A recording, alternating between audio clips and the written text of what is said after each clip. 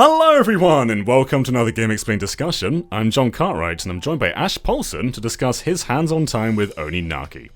Alright Ash, so you've been playing this for, I think, a few days now, maybe even longer than that.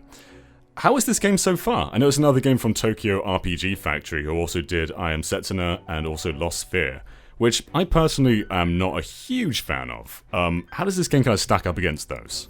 Right, so Oninaki's kind of an interesting case here because, as you know, Tokyo RPG Factory's previous projects, as you said, I Am Setsuna and Lost Sphear, are both more traditional turn-based JRPGs. At least I believe that's true about Lost Sphear. I didn't actually play it, but I think that it is. On the other hand, Oninaki is actually a pure action RPG, so there is nothing turn-based here. It is more kind of a Zelda-esque combat system where you are fighting in real time and, you know, setting and using abilities in real time, and it is pure action RPG. So, don't go in expecting another turn-based experience from Tokyo RPG Factory here.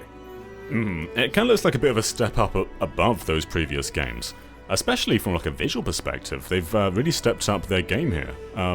Can you does that translate over to the music as well, or is it just kind of like a visual step up? You know, it's a funny question. So this is a really weird case where I agree with you. The visuals are a definite step up from previous Tokyo RPG Factory projects, and that, you know, kind of comes through in the whole game so far, at least. I would say I'm about 10 to 15 hours in right now, maybe around 10 to 12. And it has this kind of soft Breath of the Wild-esque cell shading going on. It's not quite the same, and Breath of the Wild is obviously a better-looking game, but this has its own nice little visual identity, and it kind of has a soft, kind of almost pallid look to it. The colors are a little bit washed out, which I think goes along with the game's narrative themes of death and reincarnation. So it's kind of almost kind of a sad-looking game, and not in the sense that it looks bad, but in the sense that it just kind of has a veneer of sadness to the visuals, which I found interesting. In terms of the music, this is weird, because the music that's there is really good. Like, I've heard a few different boss themes, a couple of different exploration themes, but here's the thing. The music is only there the whole time during like boss fights and stuff. Whenever you're like exploring an area, you'll get like this minute long or maybe like 45-second long music sting, but then it'll go away and it's just like ambiance. Like all you hear is the environmental sounds and sound effects, which I was wondering, like, is my game messed up? Is there a glitch going on?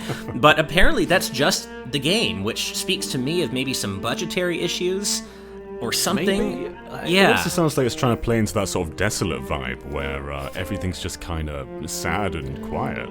It might be that, and I have to say, if it is an artistic decision like that, it's one I don't agree with, because the music is so good here when it's there that I'm actively missing it when it's not there. And, you know, it's an action RPG. You know, I'm thinking of games like Secret of Mana and, Zelda, any Zelda really, but like A Link to the Past, Link's Awakening, and those games have persistent, fantastic music to go along with all your action RPGing, which is not the case in this game. And I would say 75% of the time, there is no music in this game, and it's something I really don't like about it, despite there being other things about the game that I do like. Well, let's go on to that a bit then. So what exactly is it about this game that kind of sets it apart from other Tokyo RPG games? Well, of course, there's the fact that it's an action RPG to begin with, which is different from what they've done in the past. But I would say it's also the fact that the story goes in some surprising ways, even early on, that I did not expect. Like I said, it's a very sad, kind of dreary game, and there's nothing wrong with that. If that's kind of what you're in the mood for, it definitely scratches that itch. And again, the main narrative themes are, basically death and reincarnation. And the main character you play as, his name is Kagachi. And he's a watcher. Basically, he's part of this group called the Veil Watch, and it's their jobs to kind of keep an eye on the afterlife. Like, they have the ability to phase between the living world and the afterlife, essentially. And it's the Watcher's job to essentially make sure that people who have died, who have passed over to the other side, are able to move on from their attachments to the living world so they can then be reincarnated. If they don't do that, and if they linger too long with attachments to the living world, they become what is known as fallen, which essentially serves as the game's monsters and enemies and bosses. So, basically every conversation in the game, every story development it's rooted in these themes of death and reincarnation, and it's kind of gives. I haven't, of course, finished the game yet, but I'm kind of giving a Final Fantasy X vibe, where in the sense that the ruling religious doctrine of the land this game takes place in is about reincarnation, but it's starting to look that they might be lying. They might be lying about what really happens when you're reincarnated, and lying about why reincarnation is such a good thing. So it does seem to be leaning on that trope that if there's a religion in a game, it's probably evil.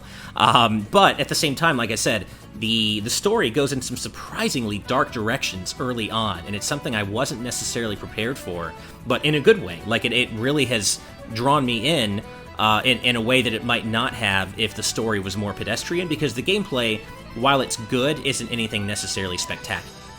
Yeah, that's something I want to kind of touch upon, actually. Like, does this game kind of feel one note? Because that is exactly how I would describe both I Am Setsuna and Lost Sphear.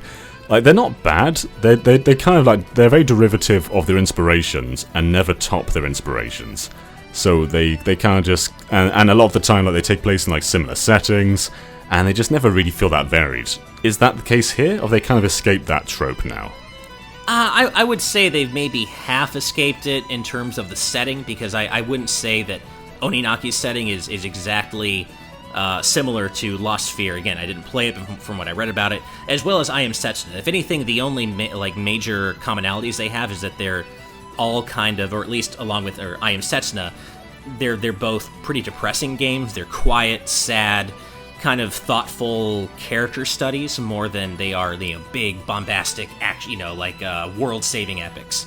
So I would say it has that in common with I Am Setsuna, but in terms of the gameplay, it basically is what you're saying. It doesn't really ever rise above its inspiration, and in many cases it's not really even as good as a lot of its inspirational titles. At the same time, that doesn't mean it's a bad game. It is standard action RPG fare, and in a kind of a hack and slashy way, it's kind of fun and very cathartic. There are tons of enemies for you to hack and slash your way through. I would actually submit there are too many, because it can start to feel a little grindy sometimes. But there are tons of enemies for you to hack and slash your way through, and each, basically it's kind of almost like a Xenoblade 2 type thing, where you have a blade who kind of enhances your own powers, and essentially what I mean by that is that Kagachi doesn't really fight on his own. He actually possesses different demons, and demons are basically fallen who have not turned into monsters, but have kind of had this own special thing happen to them, where they become these powerful entities who can then be possessed by watchers to augment their own power. So Kagachi essentially uses different demons that he's possessed to attack with different weapons that they possess. So, like, the one you start with is kind of a fast-moving, katana-wielding demon. Later on, you unlock, like, a slow-moving spear wielder. There's an axe wielder, pistol wielder. So, basically, you can switch between these demons on the fly, thus changing the weapon that you have equipped, as well as the skills you have access to. So that I find kind of cool. The problem is that there's never really any reason to go to that trouble, at least so far. The game starts off a little difficult. I will say I was surprised. It's a little tough in the early going, but especially if you're like killing everything that you come across, you're going to get way too strong for the game's difficulty balance pretty quickly. And I've gotten to the point where even just 10 to 12 hours in, it's become almost effortless. I'm just, there is a little bit to it still where I have to make sure I don't take too much damage, but you always have access to more healing than you need. And it's just, once you kind of go over that balance bump, at least in the first 10 hours, there's nothing that has come even close to challenging me like the game's opening hours did. So wow. So it's it's pretty standard fare. Each demon or whatever demon you have equipped, they have their own skills that you learn through a skill tree, as well as other upgrades that just are like passive buffs and things like that. And you can set those abilities to one of 4 different buttons to it's like hotkeys. And each of those abilities have a cooldown time. There are no magic points, nothing like that. You just use an ability, and it cools down, and you can use it again. And each demon, again, has access to different abilities that you set on their own hotkeys, and this is all cool. The abilities are really fun to pull off. They feel powerful. You definitely do have to use them. If you don't, especially against bosses, you're going to have to use them, because bosses tend to have a lot of HP, and your standard attacks aren't going to do it. So you definitely do need to use abilities, but again, it's less because of difficulty and more because if you just use your standard attacks, you're just going to be hacking away forever. Uh-huh. And all this setup sounds pretty simple. Is it easy to get your head around all of this, or was there kind of a learning curve? Oh, it's super easy to get your head around it. I will say the controls took me a little while to get down because they're a bit different from what I have come to expect from other action RPGs, but, you spend an hour with the game, or even 45 minutes, and you're pretty much going to be good to go, even when you start getting new demons introduced later on that have different abilities. And that's kind of the thing, is that even though you do get new demons down the line, you don't ever really have to try to expand your understanding of the combat system, because the one you start with, who again is this fast katana wielder, if you just use her, I've quickly learned that you earn enough orbs from just fighting enemies that you can quickly max out her skill tree, and then she's just so strong that she just destroys everything in the game that you come across. And I just have felt no need to switch to other, even to do it just for fun, just to see what other combat options are available. They are available, and that's cool, but I haven't found any compelling reason to ever use anything other than this one you start with, because that one also confers upon you a dash ability. Like, each demon gives you one, contextual action that you can take. Like the Lance one gives you a jump, and that's cool, and you can dodge stuff using the jump, but your run speed in this game is slow enough that I just want to dash around everywhere, and there are no other characters or demons that I've found so far that let you dash like that. So there may be one that I just got that I haven't used yet that might, but otherwise, you can only dash around using the first demon, and you're not going to want to run around at the default jogging speed because it's really slow. Sure. But what's the scope of the game like, though? Like, is there lots of room to explore, or is it kind of like a linear path? It's pretty linear. It's basically, there is a world map, but it's the kind of world map where you're choosing from a list where you want to go. So it's not as though you're going from point A to point B in a world map that you can also explore. You basically, it is a static world map that connects the different environments you play through, and you can backtrack to previous environments to get treasures you missed. So far, I don't think I've missed any, so I haven't felt the need to go back. And the treasures themselves aren't really that valuable anyway, especially if you're sticking with the one demon you start with. But you can backtrack, but essentially you are on a linear path. There is a central hub city that kind of serves as your base of operations between big story developments. So you have that hub city, you get a new story arc that kind of starts, you go to this new area that's unlocked for you to then go play out that kind of story chunk. And then that happens, and you go back to the hub town, and you get a new development, and then you go to a new area. So it's very formulaic in that sense, and it's very linear. Mm-hmm.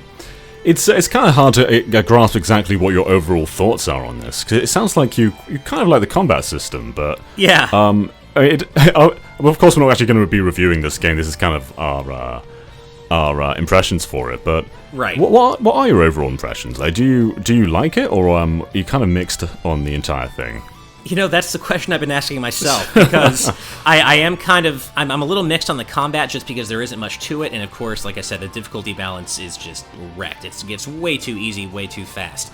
That said, I have found the combat to be enjoyable in kind of a cathartic sense, in the sense that you're just, slicing your way through a bunch of stuff, seeing damage numbers pop up, and each enemy kind of explodes in a cool little burst of light effects. So in that sense, it's cathartic, because you're just hack and slashing, kind of in the same way you would Hyrule Warriors or another Musou game. Maybe not the deepest gameplay, but there's just something fun about hacking your way through hundreds of enemies, right? Mm-hmm. So I do enjoy it in that sense, and I have to say, from a narrative perspective, like I said, it goes in directions, really dark directions, that I didn't expect, especially so early on. So I'm kind of in this weird limbo where I'm like, I do enjoy it, but it's not exactly something I'm thinking about all the time that I have to go back to as soon as possible, but it's also not something that I feel like I want to drop either. So I guess in that sense, I'm kind of stuck between a so-so and a like, which is, I guess that's kind of Tokyo RPG Factory in general, though, right? That should just be their motto. We're stuck between a so-so and a like. It's like, I will say that I'm closer to like than I am so-so, but it's not a game that I would readily recommend to everybody. I think you kind of have to be in the mood for a slower paced, more thoughtful, kind of sad feeling experience in terms of the story that doesn't really challenge you too much on a gameplay level.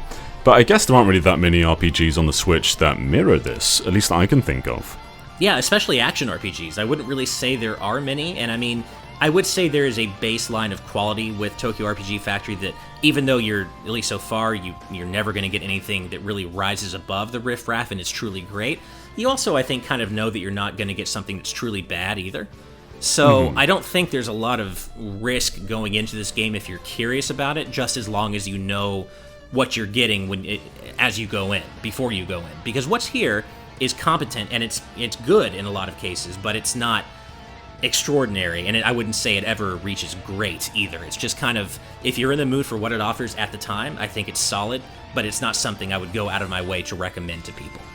And I think it is going for a budget price as well, so if you are interested, it's not like you have to throw your life away to get your hands on this game. Exactly. So yeah, I think you could do worse than this game if you're in the mood for what it offers, but certainly there are other games out there far more deserving of your time and money if this isn't what you're specifically looking for. Alright, Ash, any other thoughts on this game? I think I've really covered everything. I will say that there's one gameplay aspect I didn't cover, which is this, it's essentially an overdrive mode where you can, more fully possess the demon you have equipped, and everything goes up. Your attack, your critical rate, your movement speed, everything is increased, and that just makes the game even easier. So, there is that. Although I will say that it's kind of a cool mechanic, because the way this is measured is it's in percent. There's a percent meter that goes from 0% all the way to 200, and you can't activate the overdrive mode unless you're 100 or above. But starting at 100, even though the damage you do to enemies starts increasing, so does the damage you take from enemies. So if you want to, build that meter all the way up to 200%, you can do that, and you'll have your overdrive that lasts a lot longer, but you're also putting yourself at risk, because at 200%, you're going to be taking a lot more damage than you would have at 100%. But again, this is kind of undercut by the fact that the game isn't really that hard to begin with. So I do wish there was more challenge there, because I think that kind of mechanic is interesting, and I'd like to have to kind of consider that more, but you don't really. Well, it sounds like it fills a nice little niche anyway, even if there are problems and there are design hiccups that kind of trip over each other. But either way, I'm sure some people will enjoy this, and it sounds like you've had a pretty good time with your time so far. But I think that's all we have today on Oninaki. So if you enjoyed this, be sure to give us a like down below, and also subscribe to Game Explain and ring that bell, and also support us on Patreon. For just $1 a month, you can get our Game Explain Real Talk podcast, and a bunch of other goodies too. But until then, be sure to subscribe to Game Explain for a lot more on Oninaki, and other things gaming too. Until next time, bye!